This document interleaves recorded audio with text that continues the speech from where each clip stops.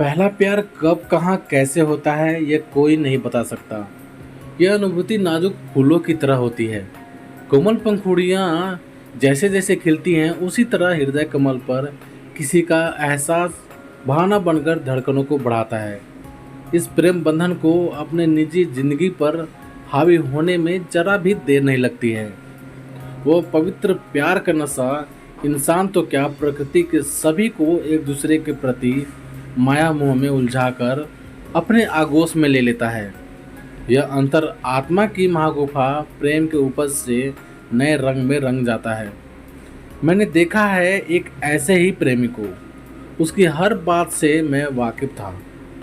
वह शर्मीला नौजवान कोई 20-21 वर्ष का होगा, एकदम सरल स्वभाव, सादगी एवं नम्रता से लिप्त था।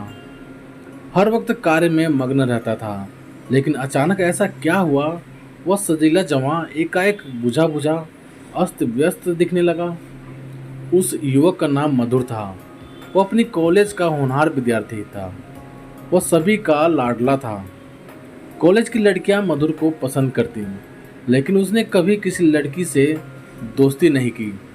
हाय हेलो तक ही सीमित रहता था। मेरे समझ में नहीं आ रहा था क्या बात है जो कि आजकल मधुर कुछ थका थका सा निस्तेज दिखाई दे रहा था। एक हवा का झोंका आया और मधुर की सारी खुशियों को उड़ाकर ले गया। उस हवा ने मधुर के सारे सपनों को रौंदकर तहस नहस कर दिया था।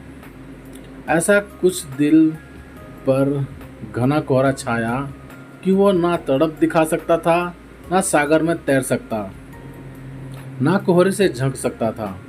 वह बिना डोर की पतंग बनकर बादलों से टकरा टकरा कर जख्मी हो चुका था।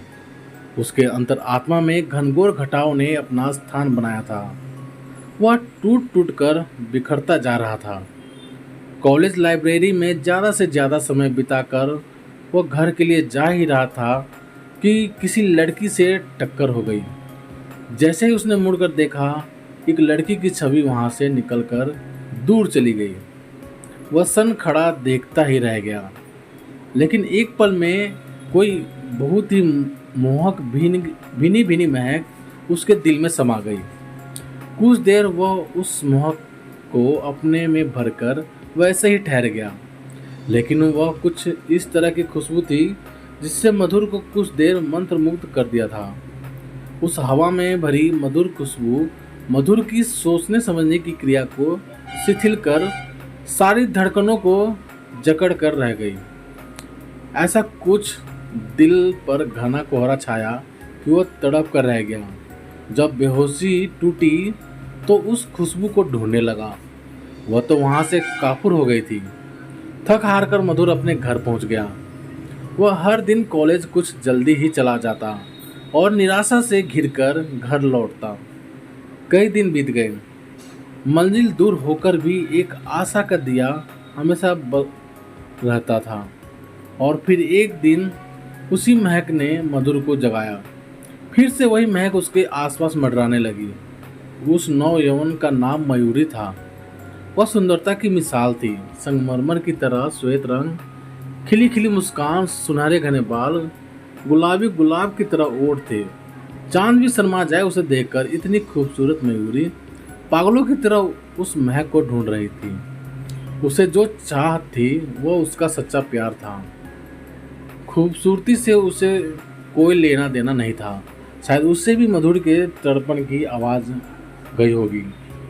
उसे भी उस सुगंध की खोज थी।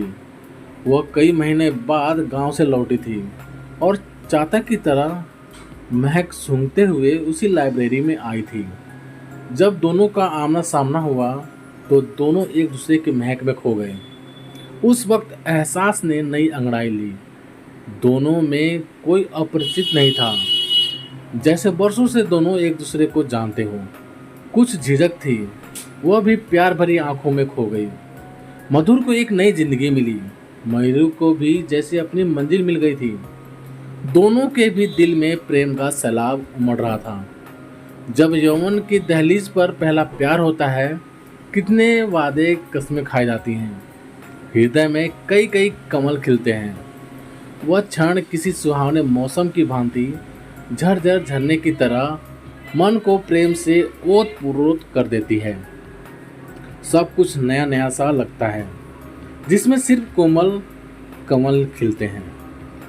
बिना पिए एक नशा सा छा जाता है। सारी कायनात में अपना प्रियतम प्रिय लगता है। प्रकृति की रचना भी बड़ी निराली है, सभी को एक अनोखे बंधन में बांधी रखती है। यह प्यार का पौधा कभी नहीं मुरझाता। यह प्रेम दीवानगी भी कहलाता है। इसमें डूबने उबरने की कोई चिंता नहीं होती। यह प्रकृति की बेहतरीन सौगात है। मिलकर दो दिल खिले और आने वाले सपनों में खो गए। ईश्वर उनकी चाहत को बरकरार रखे। तो प्यारे दोस्तों, आप सभी को ये कहानी कैसी लगी प्लीज़ कमेंट करके हमें ज़रूर बताना। यदि कहानी आप सभी को पसंद आई हो तो लाइक करना, शेयर करना और चैनल पर नए हो तो चैनल को सब्सक्राइब जरूर कर देना। तो चलिए दोस्तों, मिलते हैं आप सभी से एक और नई कहानी के साथ। तब तक के लिए जय हिंद, वंदे मातरम।